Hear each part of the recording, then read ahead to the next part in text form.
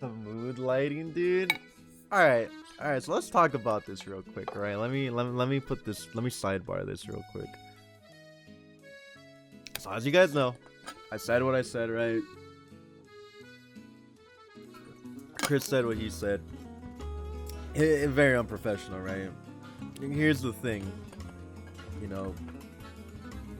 I always talk about how, well, recently anyway, of how, you know, everything is a Google search away now, right? Literally everything is a Google search away, okay? Everything. If you want to know about somebody who's moderately known, right? That has some kind of reputation.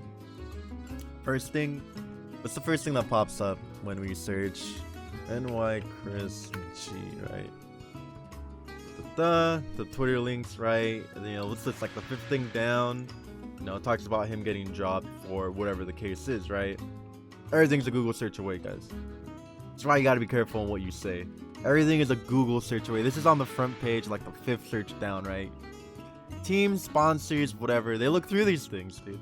If you want to be, you know, in the scene in any capacity, right? You want to make a, you know, make a name for yourself in any sense.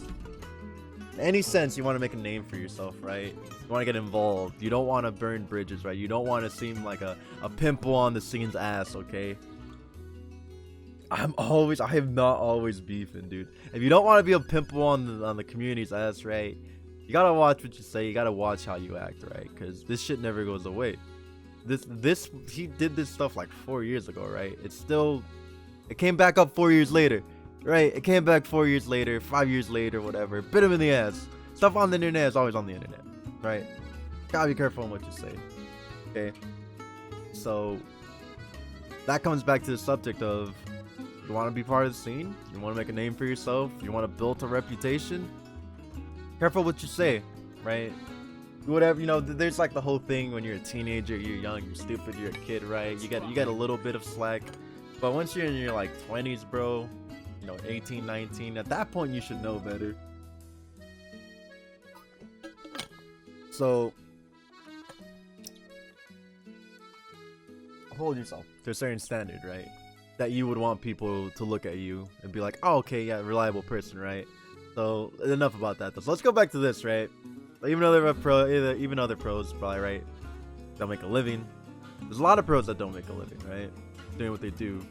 Some of them maybe they just don't want to make it that way. Some of them maybe they don't want to stream or whatever. Who knows what the case may be. But then there's a lot of pros that do want to be able to Twitch, stream, YouTube, whatever for a living, right? Me being one of them. I don't win. I haven't won since like Marvel. Bleep that out, Chrome. Not too loud. But yeah, I haven't won since like Marvel or whatever. That's fine. Pros don't always win, right?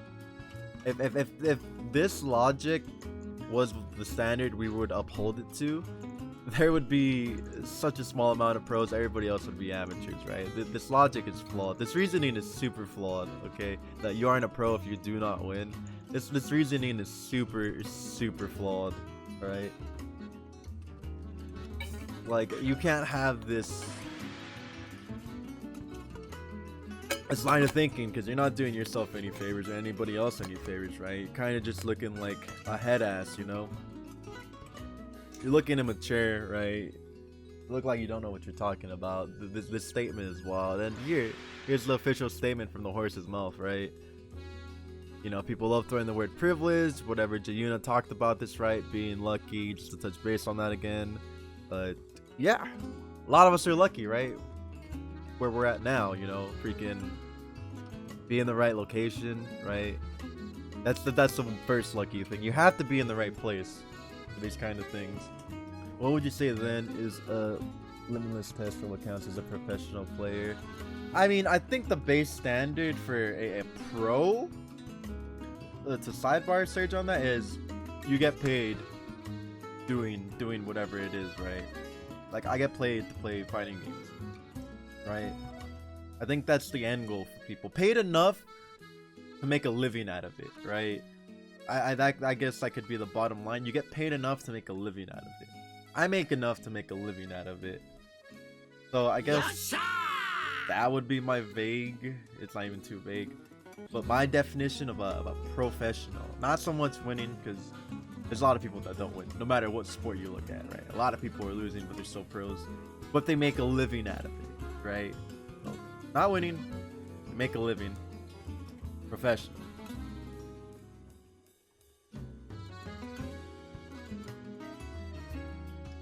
Yeah, exactly. Not so. Like, that's the thing, right? Like, where do you draw the line on winning, right? Like, win a match, win a tournament, whatever the case may be, right? If it's just winning a match, then that means everybody who's won a single match in their life is a professional, right? It's a very vague but head-ass tweet. Makes no sense, right? For him to say this. So anyways, yeah. So the whole reason we're even here is because of that guy on Twitter I was telling you about, who's like, you know, ChrisG's #1 fan, right? diehard person, whatever. So let's back it up to why I'm even here in the first place. So this was said, right? And then my man's just like, actually I gotta find the first tweet from this guy. That's kind of funny. God, let me see if I can find the first tweet from this guy. What the hell is his name? Yeah, but he's like, cause you sir don't win at events, okay? With that logic, Chris hasn't won since like, he won what, one Dragon Ball tournament, and then he hasn't won anything since like Marvel 3 days, right? Like an actual difficult tournament with good players. Yeah. So anyways, let's go down to what this guy said earlier, dude. He's becoming a fan of mine, dude. Ah, here we go. He thinks I'm lame for attacking Chris because he chose to drop out due to lag. Blah blah blah. He goes to say, glad I'm not in the FGC. I'd beat you weirdos up. Mind your business, not his, bucko. Well, I mean, it is my business because he was in my round robin. I'm involved in him shitting the bed. Dude, my man wants to pick an internet fight. That's funny. Also, shout outs to the boy Raging Nimbus, dude. It's a kid boo. But yeah, my man wants to pick a fight over logical reasoning and thought process, you know. One person shits the bed, everybody's involved, all the people behind the scenes are involved, you know. It's just a giant headache for everybody, right? People made logos and shit, pictures, banners, whatever, with the 8 of us in mind, right? A statistics page, you know, who's gonna win, who's gonna lose, right? The advertising, marketing, whatever that the community put out, right? The commentators putting their own 2 cents on who they think's gonna win, lose, and all that's just shit the bit. I mean, I'm not gonna reply to this guy, but I'm just using him as an example of like people being drones and stuff and not understanding the impact. He thinks, oh, he left, that's it, that's all that happened. No, him leaving means they gotta find somebody else in short notice, right? All the statistics and, you know, all the stuff that they made involving Chris and like the other people, it's out the window. You know, it's just a big headache, dude. Because now they have to do extra work for something that could have been avoided.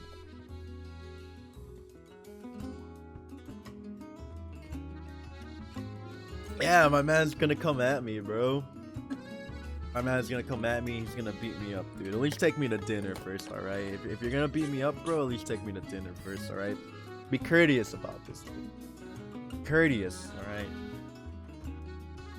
Yeah, man, so it's a ripple effect, right? It's a domino effect. He leaves, they gotta figure out what the hell to do now. They gotta figure out who can replace him.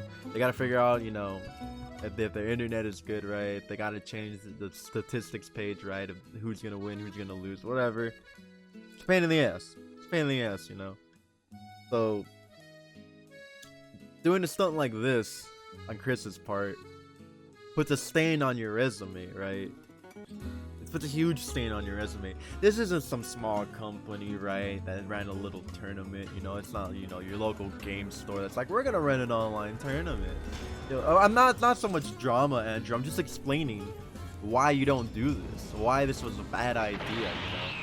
People see it, so a lot of people see the small picture of like, also thanks for the 20 months, man. They see the small aspect of like, oh, he left because it was lagging. That's it. No, it's more than that, right? Him leaving this event that's, what's the word I'm looking for? Attached to such a large company, right? This such a large IP, you know, it's a stain on his resume, right? He's not looking at it that way, which sucks, Nobody wants a stain like that. Shows that, he gets invited to this event, attached to this IP, attached to, Bandai Arxis, right? Kind of a big deal for him as an individual. Yeah, he had 2 months, roughly a month and a half, 2 months to back out. I would say like a month and a half, right? Like a few weeks prior to the event would probably have been the cutoff line before it looked pretty bad. But yeah, so this leaves a stain on his resume on top of everything else that has happened, like like I said, there's a lot of stuff that's a Google search away. Google search him, you'll find this, you find that, you find any piece of drama about anybody, they're gonna look more into it, they're gonna find more things, right? And it's just gonna be stacks on stacks on stacks on stacks of issues. So a lot of people don't want to work with people like that. A lot of people don't want to work with someone who isn't reliable, who can't commit to things. And I told you guys this like 3 to 4 times, but this will always stick with me. My dad always told me that it doesn't matter if you're it doesn't matter if you're perfect at your job, you're great at your job, right? But if you can't commit to it and show up on time, like the person next to you who's may not be as good as you, but they're always there on time, they show up every day, they're gonna pick the person that's reliable, the person who can commit, And that's the thing. When you shit the bed, they're gonna look at you and be like, well, we can't trust this guy to commit, to finish out, right? He agreed to this 7-8 week commitment or whatever, and then he backed out after the first 20-30 minutes. Like, what if we give him a deal or something? And then he's like, I'm out. And then we have to find somebody else to replace them in a few days on this event that was planned months in advance, where all this work was put into it. I'm just giving you guys an explanation as to why. Like, I don't know what you guys plan to do. Any one of you could be like coming up the next couple years, right? FGC head, fucking, FPS, right? Maybe you play League and you become god. Like, I don't know, any esports game, right? Any one of you in my chat could come up if you commit to it and you get good enough, whatever, right? You just need to know, don't burn bridges, right? Don't make commitments like this and then back out in this kind of fashion, right? You just gotta be smart about it. Because this is his job, man. And at jobs, you gotta do things you don't like. Dude, I had jobs I hated. I had so many jobs I hated, dude. I used to be a beer vendor. I hated that shit, man. Having to build like big ass displays where you needed hundreds of 30 packs or like say 18 packs, dude. It was awful, but I did it. It was my job. I didn't like it, but it was what I did for a living at the time. Yeah, and I mean, I'm not really gonna get into the Kuba thing with him saying king shit on the tweet, but I mean that doesn't look good for Kuba, but it's not the end of the world. That's something that you could gloss over. Like, it'll get lost, right? It'll get lost in the sauce, No one's really gonna look out for that, right? It's whatever.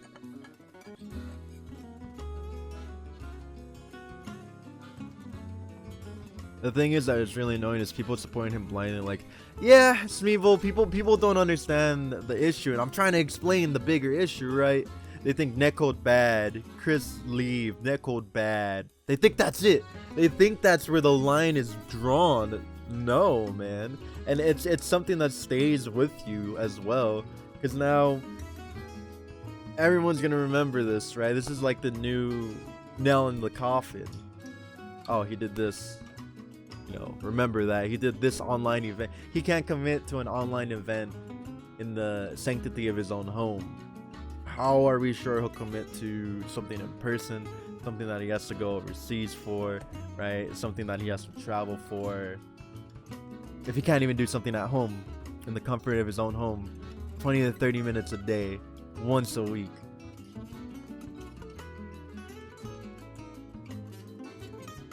I'm pretty sure Sub is wired, but I think he's on a power line.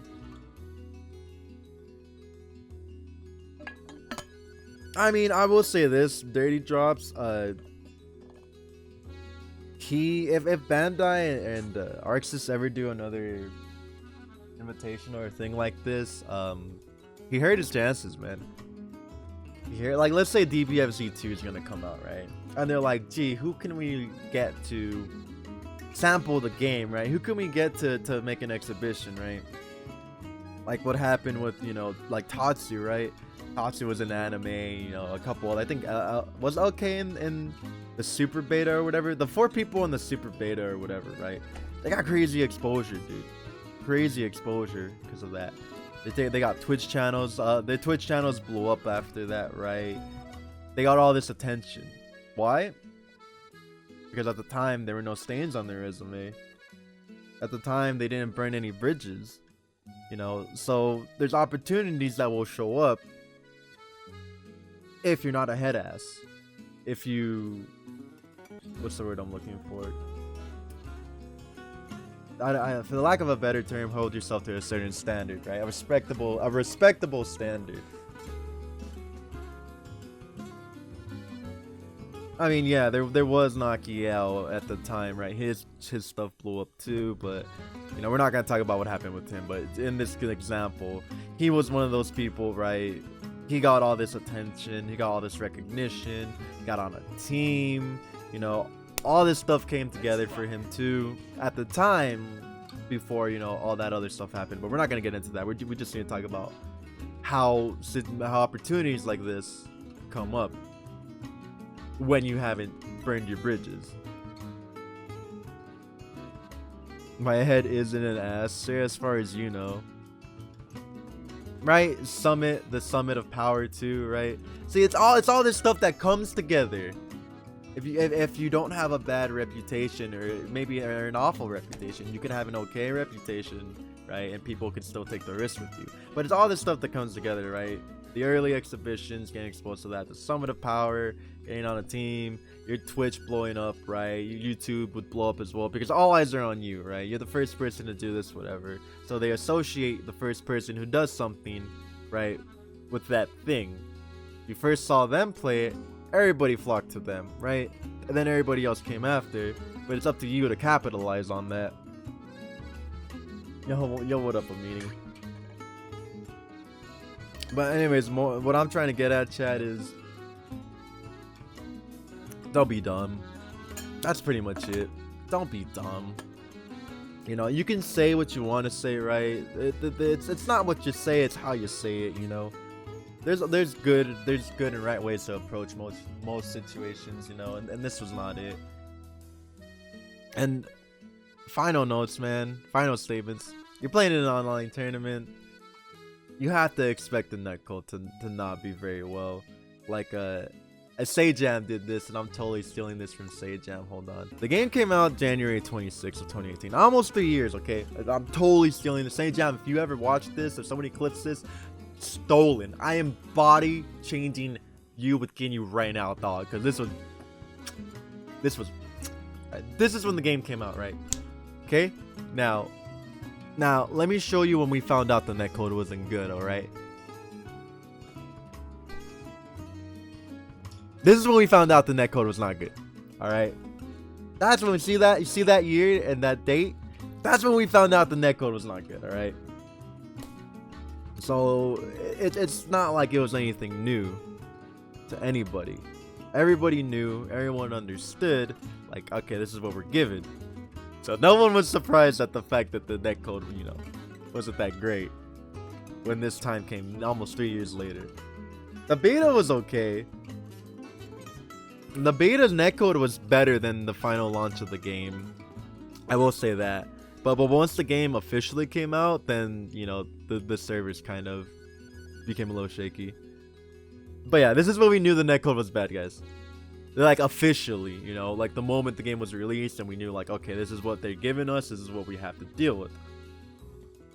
Nothing has changed. Nothing has changed. There's no way you could not have seen this coming. There was a DBFZ beta like super early. Yeah, the beta. Well, I assume it's because the servers weren't as stressed, man, from Doomtown. Then he's just gonna go on stream and play the same game under the same conditions. Yeah, man. Like, he's gonna go and he's gonna play. I'll big screen this. He's gonna go. Oh God, I don't even have it bound to anything. I'm an idiot. Yeah, that's like the funniest thing about this all is he's gonna go. He's gonna, you know, lie on his computer, right?